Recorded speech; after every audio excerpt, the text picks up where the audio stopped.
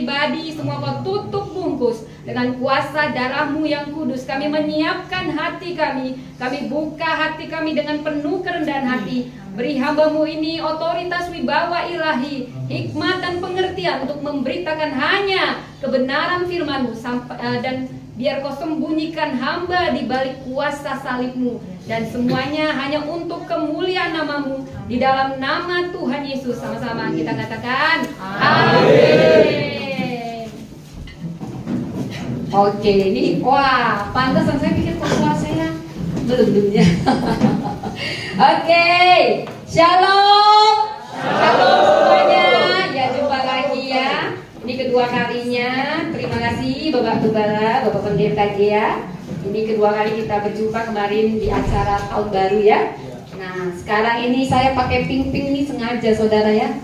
Ya karena masih bulan cinta. Kalau Februari katanya bulan cinta. Setiap hari bulan cinta, setiap hari hari kasih sayang. Tapi nggak ada salahnya kalau secara universal kita merayakannya. Amin. Ya, selamat hari kasih sayang Tuhan buat kita semua. Kasih sayangnya yang agape tidak bisa kita balas. Kita saling mengasihi, saling mencintai ya satu sama lain. Ya. Jadi saya pakai pink-pink ini untuk bulan Februari. Saya selalu mengidentikan dan menikmati hari-hari. Baik saudara, di ibadah hari ini saya mengangkat tema dengan judul Iman Membuka Pintu Kesempatan. Coba sekali, coba sama-sama kita katakan, Iman membuka pintu kesempatan. Ya luar biasa ya saudara. Dan saya ingin kita semua menghargai saat firman Tuhan diberitakan.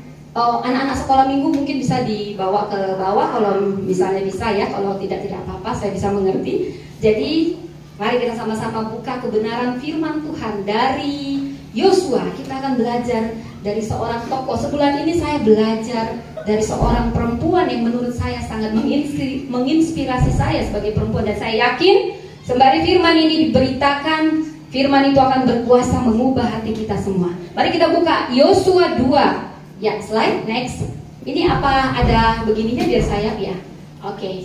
Yosua 2 ayat 1 sampai 24. Jadi saya suka sekali kita menghargainya dengan responsor ya. Ya, saya ayat pertama dan selanjutnya. Ya, beri suara yang terbaik kita bacakan dari Yosua 2 ayat 1 sampai 24. Demikian firman Tuhan. Yosua 2 ayat 1 sampai 24. Pengintai-pengintai di Yeriko. Yosua bin Nun dengan diam-diam melepas dari Sitim 2 orang pengintai. Katanya, pergilah, amatilah negeri itu dan kota Yeriko. Maka pergilah mereka dan sampailah mereka ke rumah seorang perempuan sundal yang bernama Rahab, lalu tidur di situ. Bapak Ibu silakan. Kemudian diberitahukanlah kepada raja Yeriko demikian, kemudian ada orang datang kemari dari orang Israel untuk menyelidiki negeri ini. Maka raja Yeriko menyuruh orang kepada Rahab mengatakan, bawalah keluar orang-orang yang datang kepadamu itu, yang telah masuk ke dalam rumahmu, sebab mereka datang untuk menyelidik seluruh negeri ini. Tetapi perempuan itu telah membawa dan menyembunyikan kedua orang itu. Berkatalah dia, memang orang-orang itu telah datang kepadaku, tetapi aku tidak tahu dari mana mereka. Dan ketika pintu gerbang hendak ditutup menjelang malam, maka keluarlah orang-orang itu. Aku tidak tahu kemana orang-orang itu pergi. Segeralah kejar mereka, tentulah kamu dapat menyusul mereka. Tetapi perempuan itu telah menyuruh keduanya naik ke sokong rumah dan menyembunyikan mereka di bawah timbunan batang kami yang ditebarkan di atas sokong itu. Ayat 7. Maka pergilah orang-orang itu mengejar mereka ke arah sungai Yordan, ke tempat-tempat penyeberangan, dan ditutuplah pintu gerbang. Segera sesudah pengejar-pengejar itu keluar. Tetapi sebelum kedua orang itu tidur, naiklah perempuan itu mendapatkan mereka di atas sokong dan berkata kepada orang-orang itu, aku tahu bahwa Tuhan telah memberikan negeri ini kepada kamu, dan bahwa kengerian terhadap kamu telah menghinggapi kami, dan segala penduduk negeri ini gemetar menghadapi kamu. Sebab kami mendengar bahwa Tuhan telah mengeringkan air laut Keberau di depan kamu ketika kamu berjalan keluar dari Mesir, dan apa yang kamu lakukan kepada kedua raja orang Amori yang di seberang Sungai Yordan itu, yakni kepada Sihon dan Og yang telah kami tumpas. Ketika kami mendengar itu, tawarlah hati kami, dan jatuhlah semangat setiap orang menghadapi kamu, sebab Tuhan Allahmu ialah Allah di langit di atas dan di bumi di bawah. Maka sekarang bersumpahlah kiranya demi Tuhan, bahwa karena aku telah berlaku lama terhadapmu, kamu juga akan berlaku lama terhadap kaum keluargaku, dan berikanlah kepada sesuatu tanda yang dapat dipercaya. Ayat 13. Dan bahwa kamu akan membiarkan hidup ayah dan ibuku, saudara-saudaraku yang laki-laki dan yang perempuan, dan semua orang-orang mereka, dan bahwa kamu akan menyelamatkan nyawa kami dari maut. Lalu jawab kedua orang itu kepadanya, nyawa kamilah jaminan bagi kamu, asal jangan kau batalkan perkara ini. Apabila Tuhan nanti memberikan negeri ini kepada kami, maka kami akan menunjukkan terima kasih dan setia kami kepadanya. Kemudian perempuan itu menurunkan mereka dengan tali melalui jendela, sebab rumahnya itu letaknya pada tembok kota. Jadi pada tembok itulah ia diam. Berkatalah ia kepada mereka, pergilah ke pegunungan, supaya pengejar-pengejar itu jangan menemukan kamu, dan bersembunyilah di sana 3 hari lamanya, sampai pengejar-pengejar itu pulang. Kemudian bolehlah kamu melanjutkan perjalananmu. Kedua orang itu berkata kepadanya, kami akan bebas dari sumpah kami ini kepadamu yang telah kau suruh kami ikrarkan. Sesungguhnya apabila kami memasuki negeri ini, haruslah tali dari benang Kirmizi ini kau ikatkan pada jendela tempat engkau menurunkan kami, dan ayahmu serta ibumu, saudara-saudaramu, serta seluruh kaum keluargamu kau kumpulkan di rumahmu. Ayat 19. Setiap orang yang keluar nanti dari pintu rumahmu harus sendiri menanggung akibatnya kalau darahnya tertumpah, dan kami tidak bersalah. Tetapi siapapun juga yang ada di dalam rumahmu, jika orang yang menciderainya, kamilah yang menanggung akibat pertumpahan darahnya. Tetapi jika engkau mengabarkan perkara kami ini, maka bebaslah kami dari sumpah kepadamu itu yang telah kau suruh kami ikrarkan. Perempuan itu pun berkata, seperti yang telah kamu katakan, demikianlah akan terjadi. Sesudah itu dilepasnyalah orang-orang itu pergi, maka berangkatlah mereka. Kemudian perempuan itu mengikatkan tali Kirmizi itu pada jendela. Mereka pun pergi dan tiba di pegunungan. Mereka tinggal di sana 3 hari lamanya, sampai pengejar-pengejar itu pulang. Pengejar-pengejar itu telah mencari di mana-mana sepanjang jalan tanpa menemukan mereka. Maka pulanglah kedua orang itu, mereka turun dari pegunungan lalu menyeberang dan sampai kepada Yosua bin Nun. Kemudian mereka ceritakan segala pengalaman mereka. Kata mereka kepada Yosua, Tuhan telah menyerahkan seluruh negeri ini ke dalam tangan kita, maka seluruh penduduk negeri itu gemetar menghadapi kita. Amin, amin, amin. Semangat. Are you ready? Saya berdoa selama pemberitaan firman ini akan tumbuh iman-iman Rahab yang luar biasa dari tempat ini. Amin. Saya mau cerita. Ini kalau disinetronkan saudara, ini judulnya saya beri kalau saya jadi sutradaranya, Permata Primadona dari Lumpur, saudara. Jadi tokoh utamanya adalah Sang Rahab. Saya cerita sedikit siapa ini Rahab. Rahab ini luar biasa, saudara. Ketika saya mendalami ceritanya sebulan ini, karena saya passionnya perempuan, saya nangis. Sebenarnya Rahab ini perwakilan kita, saudara. Dan saya yakin hati-hati yang tulus, iman yang kuat akan tumbuh dari tempat ini seperti iman Rahab ini. Tahukah saudara backgroundnya ini siapa? Ini perempuan Sundal. Berkali-kali disebut. Tetapi yang luar biasa, perempuan Sundal ini masuk daftar pahlawan iman bila kita membaca dari Ibrani 11. Dia juga masuk dalam silsilah Kristus bila kita membaca dari Matius 1 ayat 5.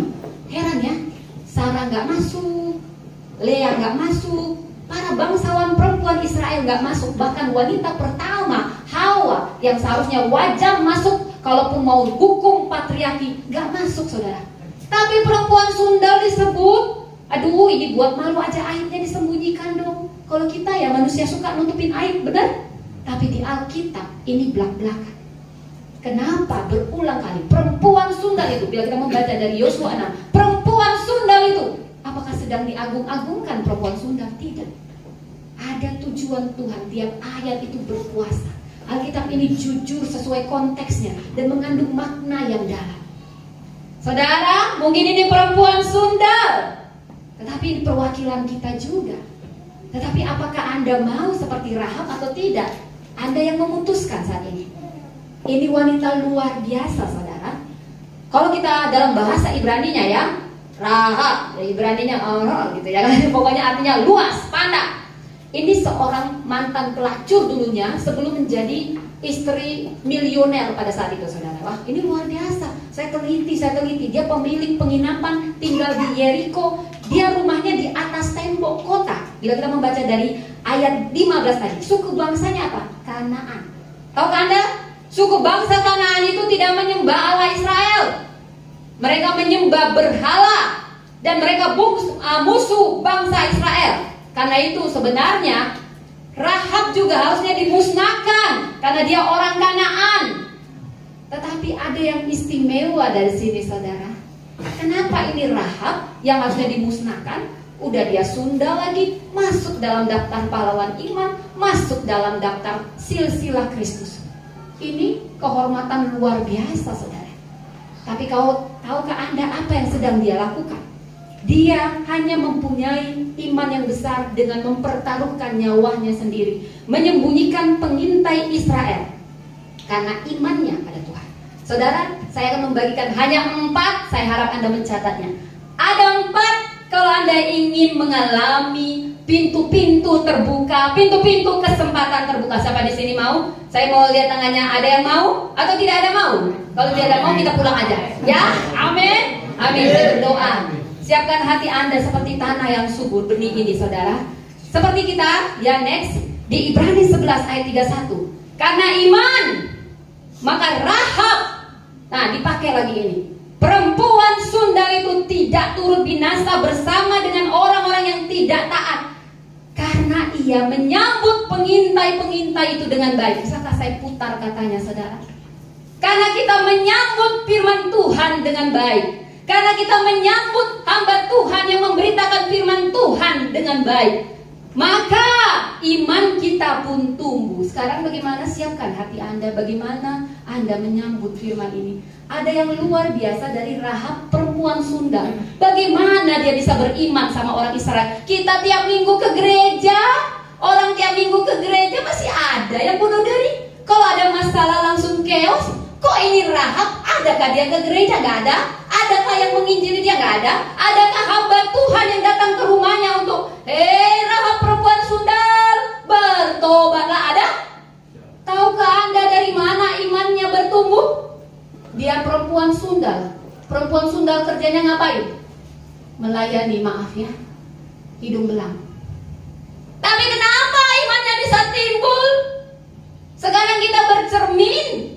Jangan kita sampai lebih rendah dari perempuan Sundal.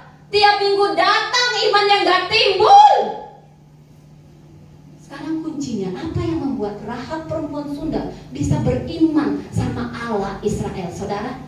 Next, inilah yang menjadikan dia perempuan yang terbuang, tidak dianggap, tapi Tuhan mengangkat dia tinggi.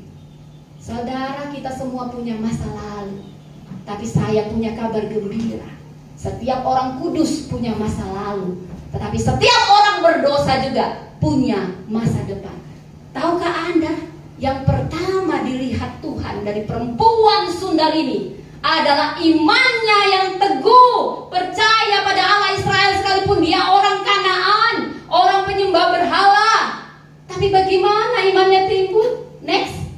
Tahukah Anda, seperti kata Roma, pertumbuhan iman. Jadi iman timbul dari pendengaran, pendengaran oleh firman Kristus. Saat ini kita sama-sama mendengar, tetapi cara kita merespon akan menentukan kita bertumbuh imannya atau tidak. Tapi yang istimewa dari sini, saudara, dia sedang mendengar dari pelanggan. Kalau saya buat sinetronnya, saya sutradara, itu rumah bordir. Dan saya tahu ini perempuan bisa dibilang perempuan sundal kelas kakap. Kenapa? Karena dia tahu berita-berita politik. Kalau yang tahu berita politik berarti yang dia layani adalah petinggi-petinggi negeri. Tetapi dalam ketakutan, bayangkan mereka sedang membicarakan Allahnya Israel sambil ada di rumah bordir. Dalam ketakutan bila kita membaca dari ayat yang kami dengar, disitulah iman Rahab timbul. Mungkin next di sebelumnya ya, ayat saya baca dari sini. Ayat 11. Ketika kami mendengar, tawarlah hati kami, jatuhlah semangat kami menghadapi kamu. Sebab Tuhan Allahmu ialah Allah di langit di atas dan di bumi di bawah. Di situ imannya timbul. Dia hanya mendengar dari para pelanggan, sesama pelanggan membicarakan kuasa Allah. Hei, Allah Israel baru membumi, hanguskan orang Amori. Bagaimana ini? Bagaimana ini? Ini orang gak ketakutan, tapi dia merespon, wah, aku yang kusembah ini semua patung-patung, gak benar ini. Yang benar adalah Allah Israel. Allahnya orang Israel adalah Allah yang hidup. Imannya timbul, saudara. Gak ada yang datangin dia tiap minggu, ayo gereja. Tapi imannya timbul dari orang-orang yang sedang ngata-ngatain. Kenapa? Apa bedanya? Dia sedang membuka hatinya dengan kerendahan hati. Dia sedang memberi rasa hormatnya pada Allah Israel. Disitulah iman kita timbul. Saat ini sambut berita firman Allah dengan kerendahan hati dan rasa hormat yang tinggi. Ini satu kunci. Catat saudara, ini satu kunci Anda akan mengalami terobosan dibukanya pintu kesempatan. Ketika imannya timbul, itu kunci yang pertama. Kemudian kunci yang kedua apa? Cukupkah iman kita timbul saja, saudara? Gak cukup. Firman Tuhan berkata, saudara, di Yakobus 2 ya, ayat 17. Demikian juga halnya dengan iman. Jika iman itu tidak disertai perbuatan, maka iman itu pada hakikatnya mati. Saudara, ini mungkin next definisi iman, saudara. Iman itu apa sebenarnya? Iman itu kita percaya sebelum melihat. Iman itu keyakinan kuat, keyakinan teguh, gak mudah goyah apapun. Seperti jangkar. Saudara, ada yang pernah naik kapal laut? Saudara pernah? Pernah ya? Pernah nggak? Saya waktu kecil mikir, ini kenapa ya kapal laut diombang-ambing? Tapi ada saatnya dia nggak terombang-ambing. Ada jangkar. Jangkar itulah iman. Kita ini seperti di perahu di lautan luas dunia ini. Kita perlu jangkar iman supaya kita nggak terombang-ambing. Keyakinan teguh, kekuatan, kita percaya sebelum melihat. Kita percaya akan Allah walaupun kita, ada yang sini udah pernah jumpa Allah face to face? Ada? Belum pernah ya? Atau jumpa Tuhan Yesus lewat mimpi? Ada juga sih, saya nggak memungkiri kuasa-kuasa seperti itu. Tetapi kenapa kita percaya? Itu yang namanya iman. Karena kita mendengar dengan kerendahan hati dan rasa hormat. Dengan imanlah, makanya saya tahu Anda melangkah ke tempat ini. Anda melangkah dengan iman. Karena Anda tahu ada Allah yang setia, yang sedang ada menunggu Anda di sini. Kemudian, jadi kunci yang kedua, saudara, supaya pintu kesempatan terbuka seperti Rahab.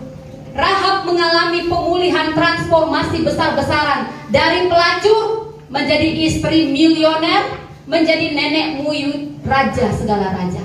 Sebenarnya dia hanya ingin dirinya saja selamat udah cukup. Thank you Tuhan, gue selamat aja ya. Harusnya kan gue mati dengan kaum keluarga gue, tapi gue udah diselamatkan dan thank you Tuhan. Tapi Tuhan memberi lebih dari yang dia minta. Dia hanya minta keselamatan yang Tuhan beri, bukan hanya keselamatan, kehormatan. bahkan menjadi teladan, saudara. Perempuan Sundal jadi teladan iman, saudara. Bagaimana dengan kita, saudara? Pasti kita bisa lebih lagi. Amin. Amin. Saya yakin itu, saudara. Jadi yang kedua, iman mati kalau nggak ada tindakan. Jangan bilang aku beriman, ya aku beriman, haleluya, haleluya. Tapi kok jalan di tempat, omong kosong, mati. Oh puasa terus, doa terus, haleluya. Tapi kok nggak ada tindakan. Tindakan iman itu apa? Ada banyak tindakan iman. Pertama, kau berani ambil resiko ketika kau memutuskan berkomitmen ikut Tuhan. Itu artinya kau berani bayar harga, bahkan nyawa sekalipun. Karena itu artinya dalam tantangan ini, wah, saat saya memutuskan jadi hamba Tuhan, banyak tantangan, saudara. Saya yakin juga kita jadi orang Kristen banyak tantangan. Tetapi yang membedakan kita orang beriman sama yang tidak beriman dalam tantangan, kita punya kekuatan untuk bertindak. Yes, aku mau bayar harganya, Tuhan. Yes, sama seperti Rahab ini. Apa buktinya dia beriman? Apa buktinya Anda beriman? Rahab membuktikan, yes, aku akan bertindak, akan kusembunyikan pengintai ini biar aman. Tapi nyawamu loh Rahab, nyawamu, biarin. Tapi aku percaya Allah itu berkuasa, dia pasti akan menolong aku. Amin. Amin. Tahukah Anda, aku yakin Rahab ini pun jadi perempuan Sundal. Ini perempuan Sundal berhati mulia permata di dalam lumpur. Kenapa ya? Ini jujur aja kita ya. Kalau kita ini ya, pasti yang kita utamakan keluarga inti kita ya. Kalau mau selamat, pasti ya selamat dulu kita doain suami, anak-anak, mama, bapak, saudara kandung. Tapi tahu nggak? Dia ini sedang pasang badan, saudara. Aku kalau mati biar aku aja yang mati. Dia udah tahu resikonya mati. Rumahnya strategis. Itu resikonya langsung hukum rajam mungkin. Tapi yang dia mau selamatkan bukan hanya keluarga inti, bukan sepupu, seluruh kaum keluarga. Kalau dibilang seluruh kaum keluarga, sepupunya sepupu, keluarganya sepupu juga termasuk, saudara. Ini artinya ini perempuan pelacur, tapi hatinya sangat besar. Sekarang saya tanya, masih ada nggak di keluarga kita yang belum selamat? Ada nggak kita punya hati seperti hati Rahab? Tuhan melihat kebesaran hatinya, makanya saya tahu ini pun jadi perempuan pelacur. Ini bukan karena dia mau, tapi mungkin dia tulang punggung dalam keluarganya. Kalau dia mikirin keluarga, itu sedang berkorban sama keluarga. Karena mungkin pada saat itu perempuan dibatasi, gak boleh jadi guru, gak boleh jadi ahli politik ya. Maksudnya itu kayak konteks zaman itu lah. Jadi bisanya itu. Tapi saya melihat Rahab ini kalau punya hati mulia begini, dia ingat kaum keluarganya, berarti ini terjebak sebenarnya. Jadi ini hati yang luar biasa, tindakannya ini luar biasa, saudara. Nah, next, ini dia bagaimana dia menyembunyikan. Kata Yakobus 2 ayat 25. Dan bukankah demikian juga Rahab? Dibilang lagi ayatnya, pelacur itu dibenarkan karena perbuatannya ketika ia menyembunyikan orang-orang yang disuruh di dalam rumahnya lalu menolong mereka lolos. Kok cuman itu aja Tuhan, kok anugerahnya kok besar banget? Oh, ini bukan macam-macam ini saudara. Ini pasang badan beneran ini saudara.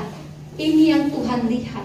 Kalau seorang wanita bisa begini, ini wanita yang sungguh-sungguh. Ini yang Tuhan lihat. Dia nggak lihat masa lalu, mau kamu pelacur, mau kau penjudi. Dia lihat imanmu saat ini.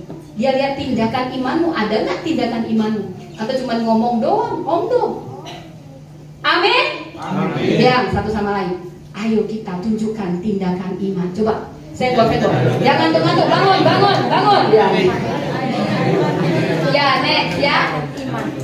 Saya pernah nonton Oprah Winfrey. Siapa sini pernah dengar Oprah Winfrey? Atau malah kemarin nggak tahu ini siapa dia yang kulit hitam ini ya? Nah, kalau gitu saya beritahu dulu ya saudara. Ini salah satu, saya memang mengambil tokoh mungkin nggak perfect saudara ya.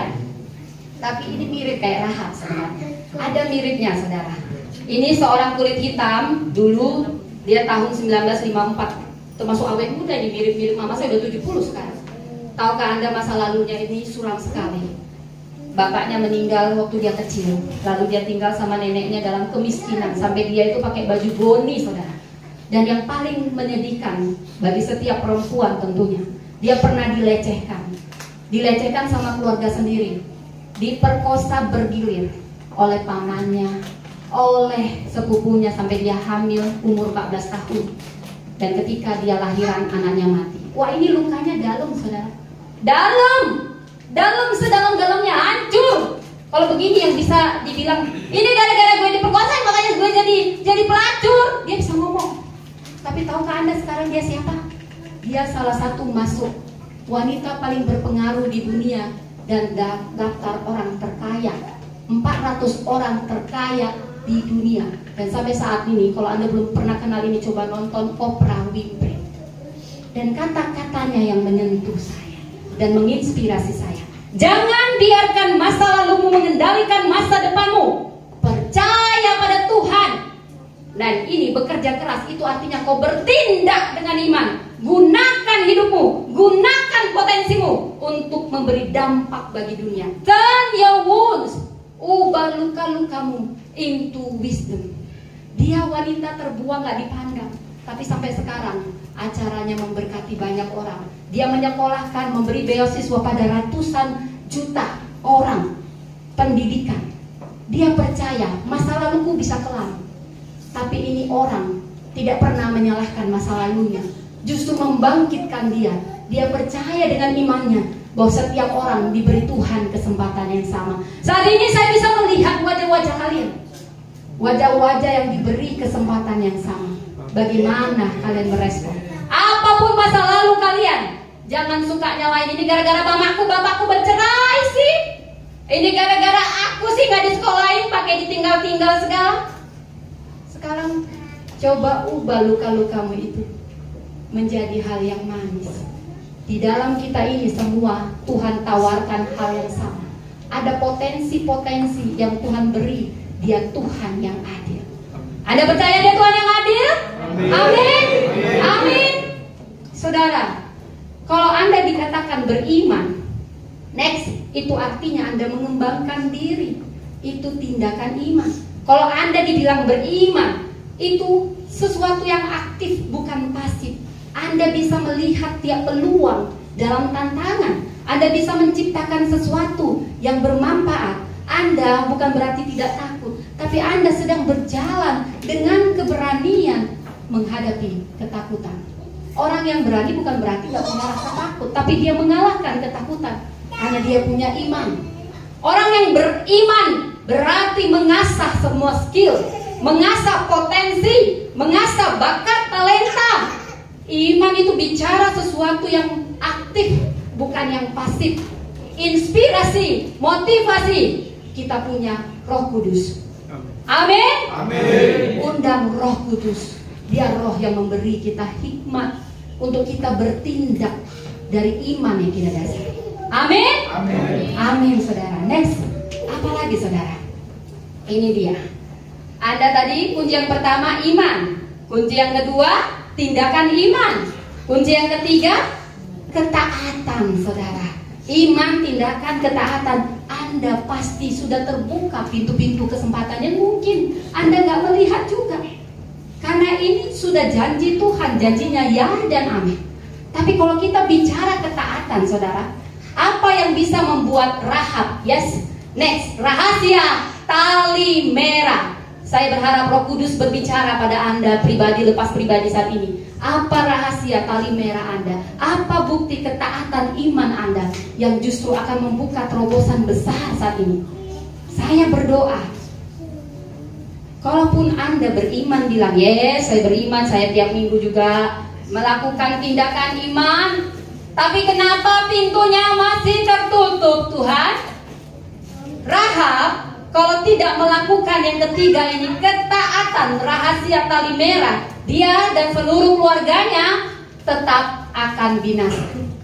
Saudara, apa yang menjadi ketaatan Anda saat ini yang Roh Kudus bisikan yang mungkin Anda perlu lakukan untuk buka pintu kesempatan untuk Anda maju? Coba tanya saudara.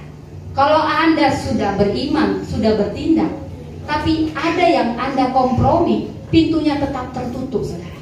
Rahab tidak buat tali merah, dia tetap mati. Tali merah adalah simbol ketaatan. Tidak cukup hanya iman dan tindakan, tapi juga ketaatan. Amin, saudara. Amin. Adakah dibisikkan Roh Kudus, apa ketaatan tali merah saya yang belum saya lakukan ya? Coba ditanya, tanya Roh Kudus saat ini. Saya tahu Roh Kudus sedang bekerja untuk Anda. Anda yang berespon seperti Rahab berespon firman Tuhan. Firman itu akan tumbuh. Amin. Katakan amin, saudara. Amin. Dan ini kunci yang keempat, saudara. Iman, tindakan iman, ketaatan iman. Yang keempat, ini yang paling membedakan. Iman yang optimis akan masa depan. Karena sekalipun demikian, jujur aja, ada juga yang pesimis. Tak apapun dibilang ibu pendeta ini, lama kali pun kau banyak, saya mau makan bakso siang ini.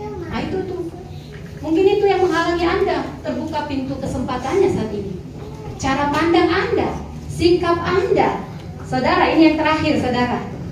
Sikap yang benar, cara pandang yang benar. Saudara, saya mau cerita. Ini seorang Kolonel Sanders. Saya bertemu orang-orang yang pensiun saat ini.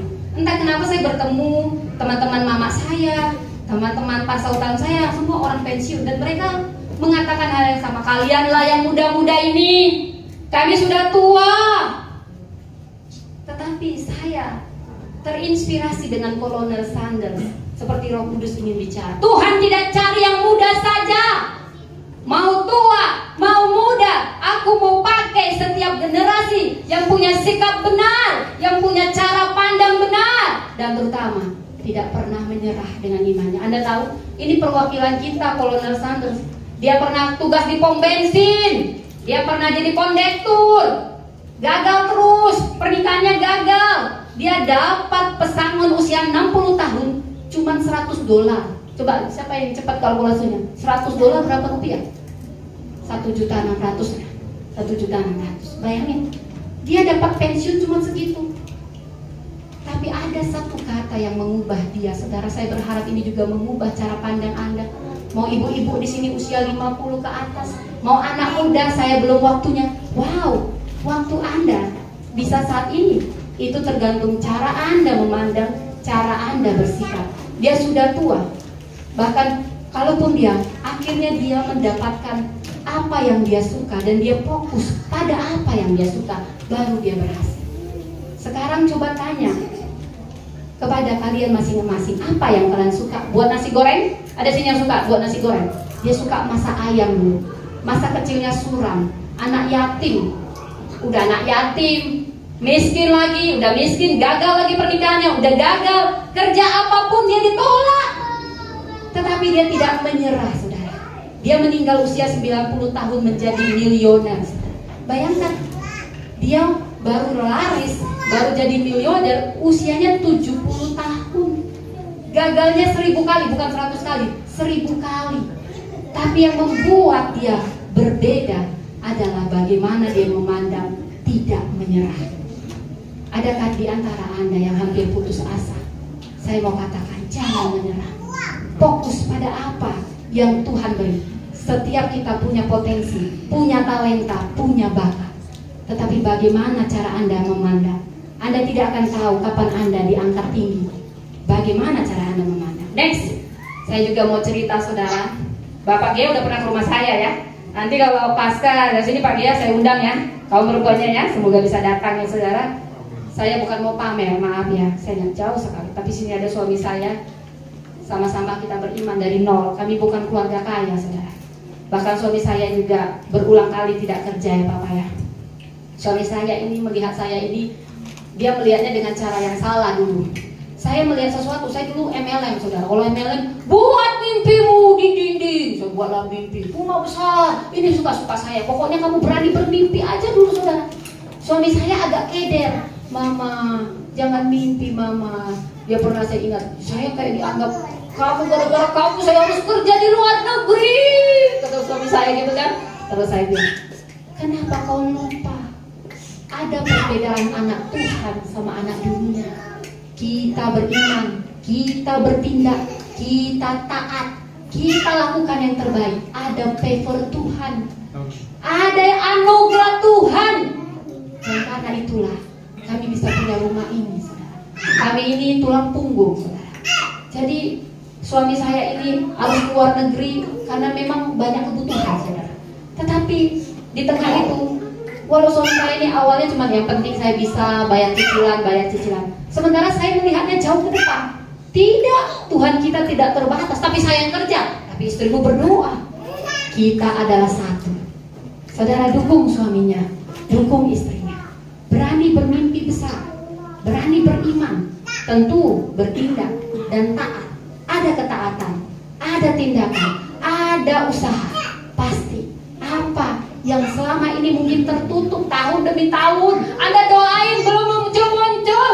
Mungkin kuncinya di ketaatan yang Anda belum sampai, belum muncul juga terobosannya. Mungkin Anda punya cara pandang yang salah yang harus Anda ubah. Siapa di sini mau memandang sesuatu bahwa Tuhan kita, Tuhan yang besar? Angkat tangannya saudara. Amin. Saya berdoa tempat ini akan menjadi lebih besar karena ada anak-anak Tuhan yang lahir besar di sini, para milioner. Amin. Kakek nggak akan pernah mikirin uang ini ya sewa lagi ya, karena jemaahnya saya bisa lihat cara pandangnya sudah diubah. Siap dari tempat ini ada benih yang akan tumbuh. Siapa di sini yang bangkrut perusahaannya waktu Covid? Mungkin next. Wow, teman saya banyak meninggal waktu Covid, saudara. Gereja juga banyak yang tutup loh Pak. Tapi coba kita memandang sesuatu itu, memandang peluang. Tahukah Anda, sembari banyak orang yang bangkrut, tapi banyak juga orang yang kaya lagi Covid. Pusing kita kan, kok dia bisa bangun lagi Covid? Anda tahu rahasianya? Rahasianya di cara pandang, rahasianya di sikap yang benar, rahasianya ketika dia berdoa. Roh Kudus, apa peluang usaha di Covid ini? Roh Kudus, tolong aku. Ada janjimu, anakmu jadi kepala bukan ekor. Bukan Tuhan, tolonglah aku, makan aja badan. Tuhan, Tuhan kita, Tuhan yang besar. Tanya dia, tanya Roh Kudus. Akan ada hikmat yang besar, ide yang besar, bahkan dari sini akan lahir pengusaha-pengusaha besar yang akan membiayai kerajaan Allah. Amin. Katakan amin. Amin. Jadi dari sini yang terakhir saudara, siapapun kita pasti punya masa lalu, tapi saya mau katakan apapun masa lalu Anda jangan biarkan itu mengikat masa depan Anda. Mau anak-anak orang miskin, mau anak-anak bandel, anak preman, apapun, Tuhan tidak lihat masa lalu Anda, tapi dia lihat imanmu saat ini seperti Rahab. Yes Tuhan, aku Rahab itu, aku tidak peduli, aku gak perlu minder dengan masa laluku, karena aku tahu kau Tuhan yang besar, yang melihat hatiku, yang melihat imanku, bukan melihat kekayaanku, bukan melihat latar belakangku. Rahab orang Kanaan tidak masuk hitungan, jadi masuk hitungan. Rahab perempuan Sunda, perempuan terhormatnya Yeriko, dia belum masuk hitungan, tapi dia masuk hitungan karena apa? Imannya, tindakannya, ketaatannya, keoptimisannya, itu membuat Tuhan memberi dia penghargaan lebih dari yang dia pikirkan. Nikah sama Salmon milioner, lahirlah Boas miliarder, saudara. Dan dia nenek buyut Yesus Kristus, selalu disebut namanya pahlawan iman. Oh, itu luar biasa. Gak tanggung-tanggung kalau Tuhan mau beri, mau berkati, itu kayak membalaikan telapak tangan, saudara. Amin. Amin. Amin. Demikian kita bersatu dalam doa. Bapa Surgawi, Kau Bapa yang besar, dalam nama Yesus, kamilah Rahab-Rahab itu. Apapun masa lalu kami mau putuskan tidak bisa mengikat masa depan kami.